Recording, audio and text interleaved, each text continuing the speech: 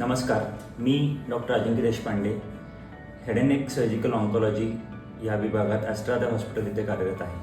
आज 4 फेब्रुवारी जागतिक कॅन्सर दिनानिमित्त मी तुम्हाला हेड अँड नेक कॅन्सरबद्दल थोडी माहिती देऊ इच्छितो.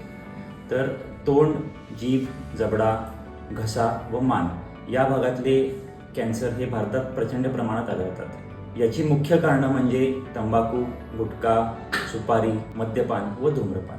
तर याची लक्षणं काय? तर तोंडात न भरणारी जखम, होणारे पांढरे चट्टे किंवा तोंड उघड्यावर होणारा त्रास, गिळताना होणारा त्रास, आवाजात बदल होणे, मानेमध्ये गाठी होणे, या सर्व लक्षणांकडे दुर्लक्ष करू नये. जर वेळीच आपण निदान केलं तर कॅन्सर हा बरा होऊ शकतो.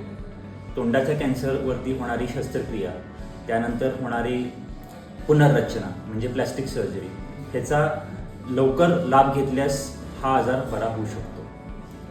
तर कॅन्सर दिनानिमित्त माझा एकच संदेश राहील की तंबाखू, गुटखा, मद्यपान, धूम्रपान या सर्वापासून आपण दूर राहावा आणि वरील सांगितलेली काही लक्षणं आढळल्यास लवकरात लवकर तज्ज्ञ डॉक्टरांचा सल्ला घ्या. धन्यवाद.